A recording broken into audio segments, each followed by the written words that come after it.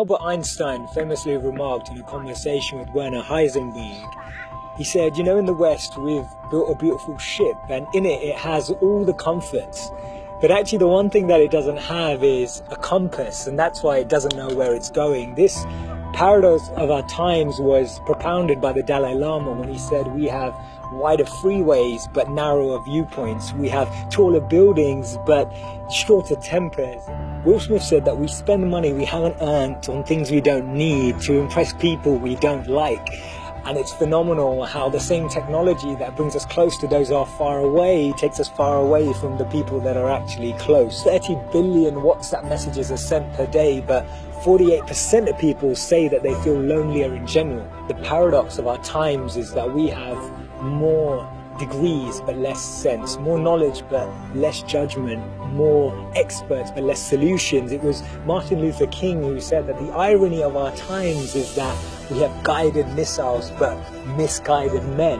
Have you ever found it perplexing that we've been all the way to the moon and back, but we struggle to start a conversation across the road or across the train? And it's amazing that Bill Gates was known as the top earner in 2015 with a wealth of 79.2 billion, but 1 in 4 CEOs claim to be struggling from depression. Do we actually thrive off this paradox? Is it that this paradox actually makes the media interesting? It's what makes journalism interesting. It's what makes politics interesting. It's what makes television interesting. Is this paradox actually what we feed off and what we live off and what we talk about and discuss in our circles?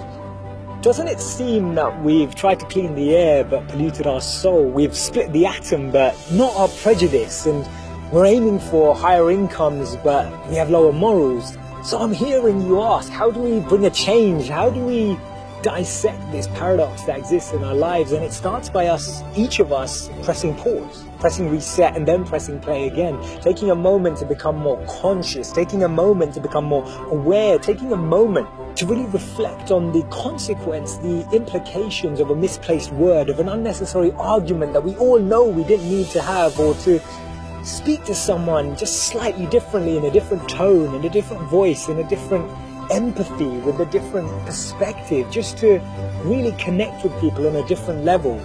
This thinking out loud started from Albert Einstein, and I'll track back to him when he actually said that the problems we have today can't be solved with the same thinking we used when we once created them. So actually we need to research alternative teachings. We need to dig into those ancient books of wisdom. We need to go back to understanding if there's anything written in those creased pages of time that can actually reveal more knowledge and more wisdom of how we can transform our experience of life today. Otherwise, this paradox means that every step forward we take, we'll take it 3 backwards every time.